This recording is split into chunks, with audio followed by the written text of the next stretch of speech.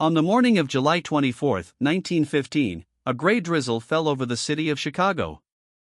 It was a Saturday, a rare day off for the thousands of workers who had spent the week at their benches and assembly lines. They had been looking forward to this day for weeks. The annual Western Electric Company picnic.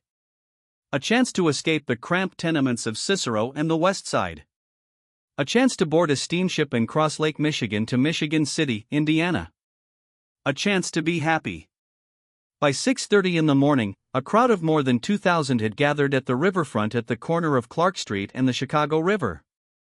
They were dressed in their finest, women in long summer dresses and wide-brimmed hats, men in three-piece suits and straw boaters. They carried picnic baskets, blankets, and babies.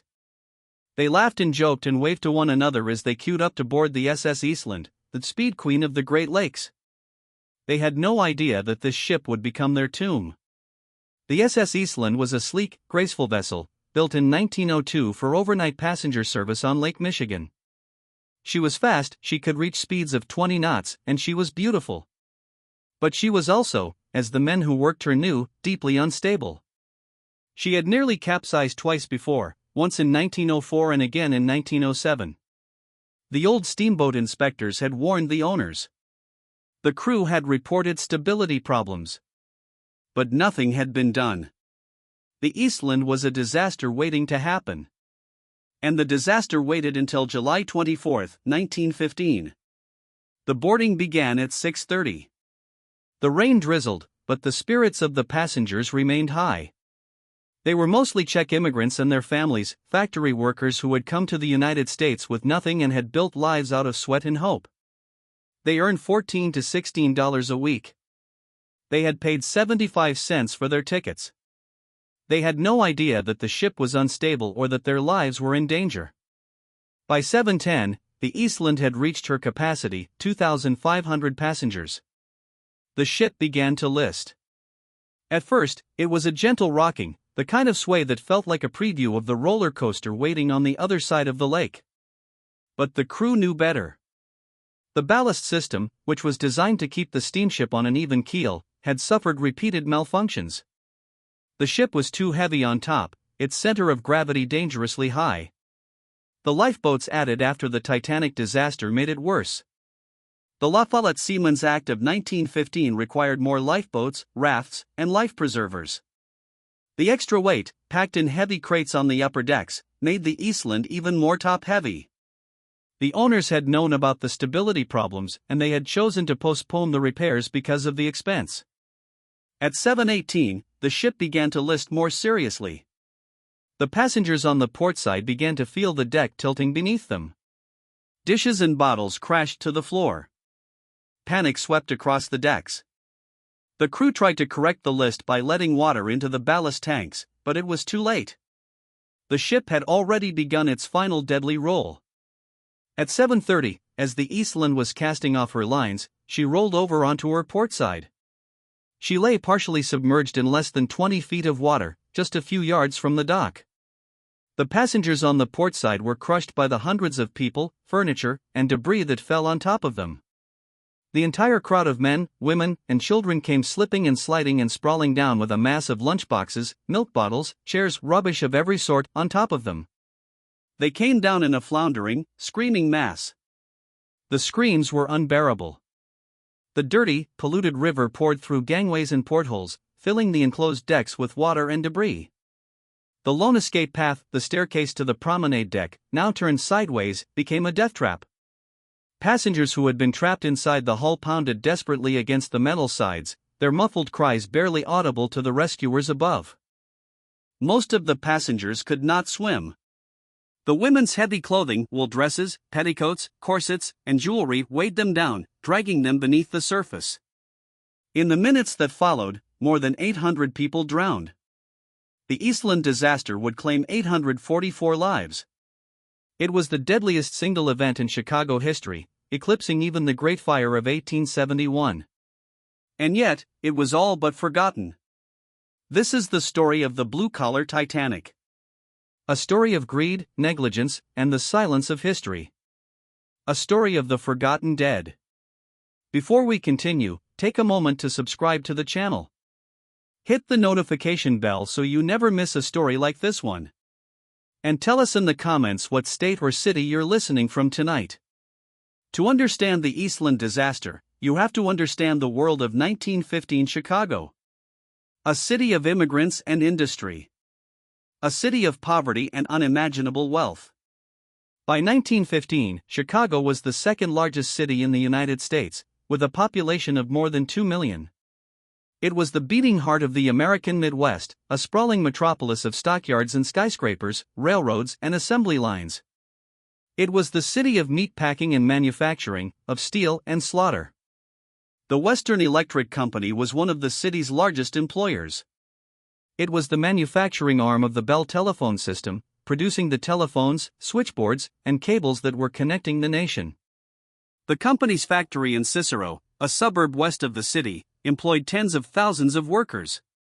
They were mostly immigrants, Czechs, Poles, Germans, Irish. They had come to America seeking a better life, and they had found work in the factories. They had found a community. But life was not easy. The factories were dangerous. The wages were low. The housing was overcrowded. And the workers had few rights. In 1915, labor unions were still weak. There were no safety regulations. There was no workers' compensation. If a man was killed on the job, his family was left to fend for themselves. The Western Electric Company was not a union shop. But the company was paternalistic.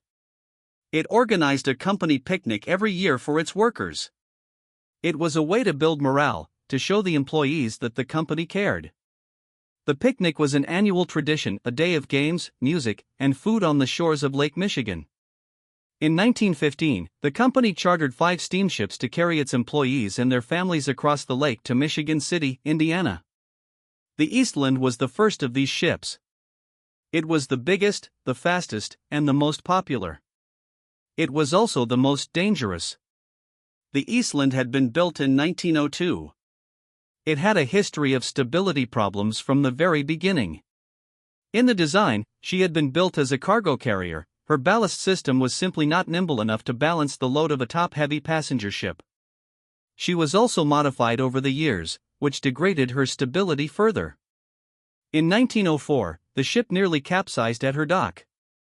She had to be sent back to the shipyard for repairs. In 1907, she was caught in a storm and nearly rolled over. The captain at the time had to order the passengers to the starboard side to prevent the ship from capsizing. The Eastland was a problem that the owners had known about for years. They chose to ignore it. Repairs were expensive and would have taken the ship out of service. The owners of the Eastland were the St. Joseph Chicago Steamship Company. They were wealthy men with little experience operating a passenger steamship. The ships were profitable, and they saw no reason to spend money on a problem they had been able to manage so far. They also gambled that the old steamboat inspectors would not enforce the safety regulations. The inspectors had a reputation for being corrupt. They were often friends of the ship owners. They accepted bribes. They were unlikely to hold the Eastland's owners accountable for its instability. But in 1915, a new law changed the equation. The La Follette Seamen's Act was signed into law in March of that year, requiring all passenger ships to carry enough lifeboats, rafts, and life preservers to account for every passenger on board.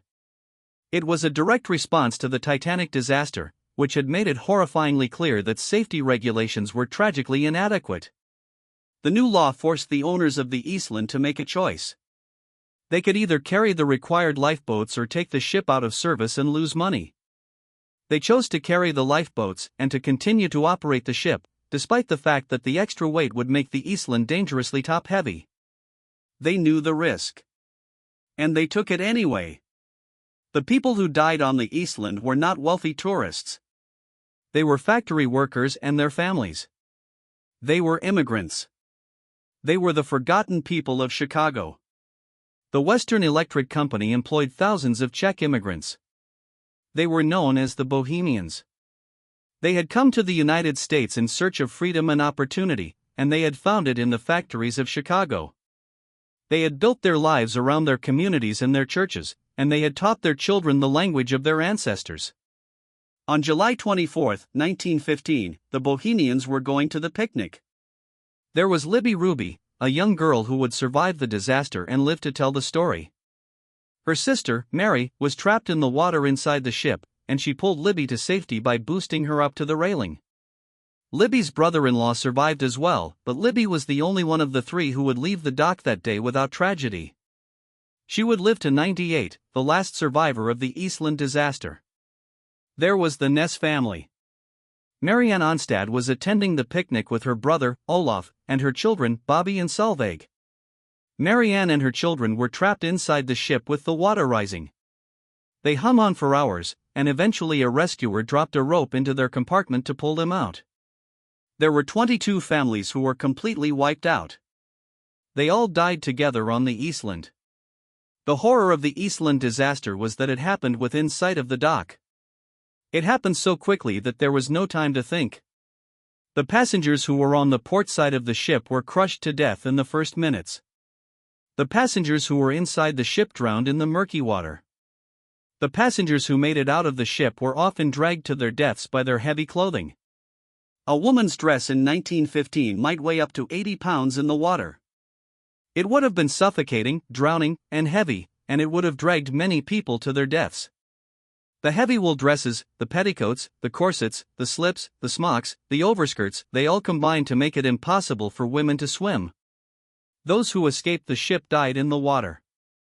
The children were the most tragic of all. The trapped passengers, the water rushing in, the darkness of the enclosed decks, it was a terrifying end for anyone. For the children, it was a horrifying nightmare.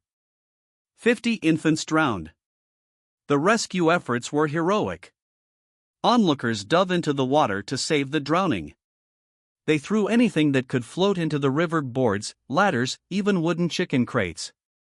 But many of the makeshift flotation devices struck the passengers, knocking them unconscious and causing them to drown. The tugs were the most effective rescue boats. The Carrie Ryerson and the Rita McDonald pulled more than 100 people from the water. The crew of the tugs dove into the river, pulling survivors to safety.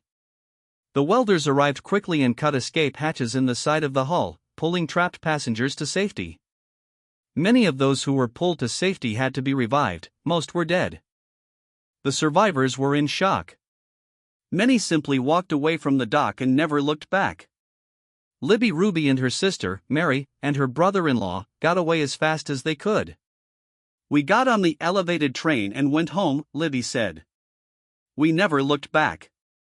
In the hours after the disaster, a makeshift morgue was set up to process the dead. Hundreds of bodies were brought to the morgue and laid out in rows. Relatives arrived, desperate to find their loved ones. The pictures of the dead were published in the newspapers. Those pictures, the rows of bodies in the morgue, the weeping families, the chaos on the riverfront, are a reminder of the human cost of corporate greed. The disaster itself happened in less than 15 minutes. But the events leading up to it, and the aftermath, would unfold over decades. The morning of July 24, 1915, began quietly. The weather was overcast, a light drizzle falling from the gray sky. The passengers began boarding the Eastland as early as 6:30. The crew had completed the safety inspections and reported no problems. They were confident the ship was ready to sail. The Eastland was not the only ship chartered for the picnic. There were 4 other steamships, all of them full of passengers, all of them waiting to set sail for the Indiana shore. But the Eastland was the first to leave. It was the first to die. The ship listed almost immediately. The passengers began to move toward the starboard side, the dock side, to wave to their friends. The weight shifted, and the ship listed to one side. The crew attempted to correct the list by opening the ballast tanks to let water in on the opposite side. They succeeded for a moment, but the ship quickly began listing again, this time to the opposite side. At 7:25, the ship began its final, fatal list. It was a slow roll at first. The passengers screamed as they were thrown onto the deck of the port side. Dishes and bottles crashed to the floor. A furniture company had hired a woman to play piano, and the instruments slid across the deck, crushing the passengers.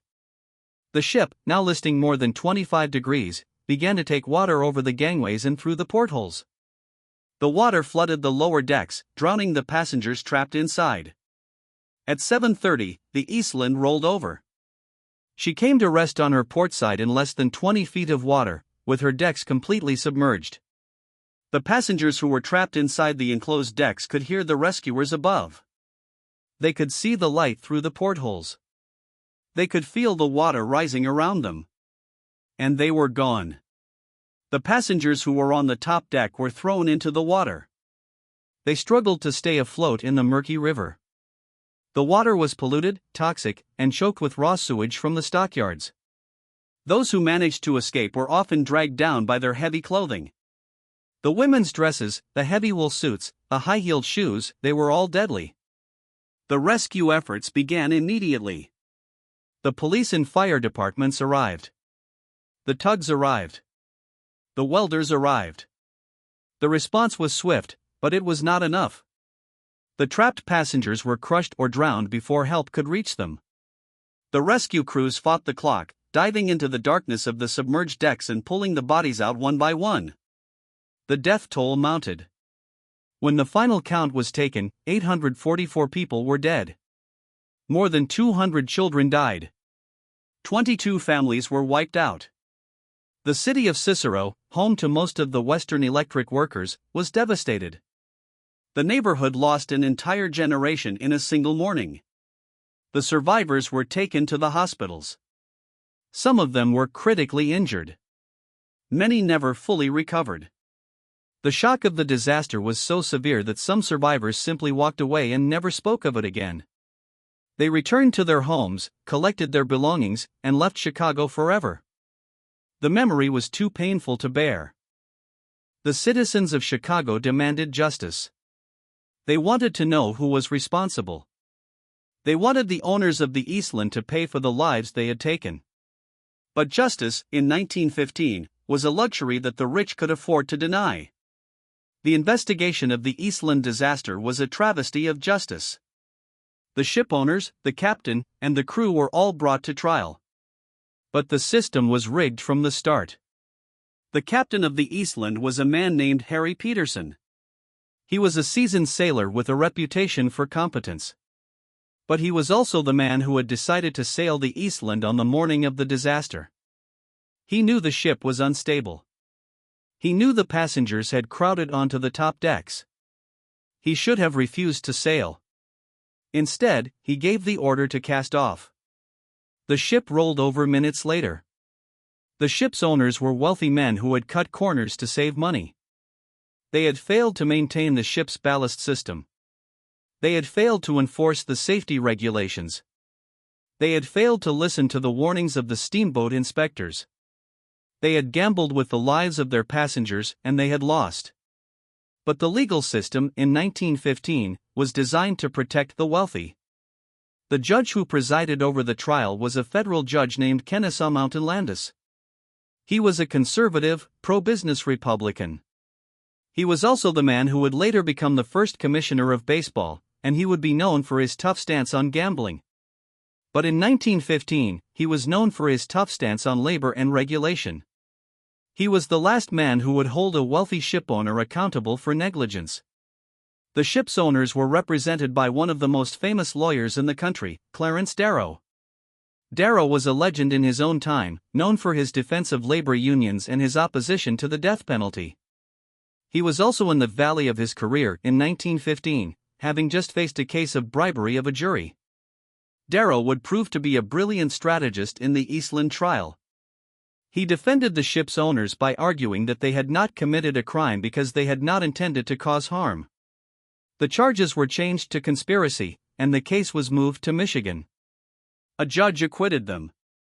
The entire thing was a travesty. The families of the victims received nothing. No compensation. No justice. The Eastland's owners were never held accountable. The system failed them. The Eastland was raised from the river in August 1915. The bodies of the victims were recovered, the ship was repaired and sent back into service, now under the command of the United States Navy. She was renamed the USS Wilmette, and served as a gunboat and a training ship for the next 3 decades. The ship that had killed over 800 people sailed on until 1945, when she was finally scrapped. The Eastland disaster quickly faded from memory. The newspapers soon moved on to the war. The trials faded from the headlines. The families of the victims had no one to fight for them. They were poor, working-class immigrants with no political influence. The wealthy shipowners were free to make their fortunes. The dead were buried and forgotten. For the next 70 years, the Eastland disaster was a footnote.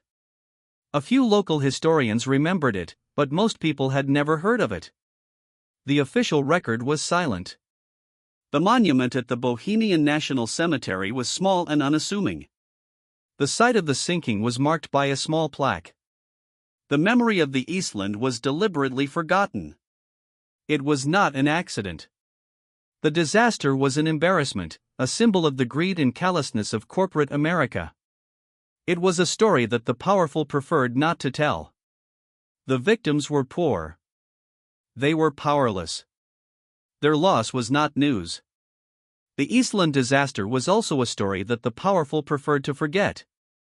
The ship's owners were wealthy and powerful men who had successfully evaded justice. The trial had been a travesty. The verdict was a miscarriage. The families of the victims had been abandoned. The disaster had been buried. The erasure continued for decades. But in the 1980s, a group of high school students rediscovered the Eastland. They were shocked to find that the disaster had been forgotten. They researched the event and successfully lobbied for the installation of a historical marker at the site of the sinking. The memory of the Eastland disaster is kept alive by a handful of survivors and their families. The Eastland Disaster Historical Society is a dedicated group of descendants who work tirelessly to preserve the history of the disaster. Their grandmother was trapped between decks during the disaster but survived, and her story inspired them to keep the memory alive. They hold memorial ceremonies every year on the anniversary of the disaster. They tell the stories of the victims, the survivors, and the heroes who risked their lives to save them. What do you think of this story? Do you believe the Eastland disaster has been adequately remembered? Or is it still a dark secret that the nation prefers to forget? Leave your comment below. We read every single one. If this story has moved you, if you want more forgotten chapters of American history, subscribe to the channel. Hit the notification bell. And share this video with someone who needs to understand that the past is never really past. We'll see you in the next one.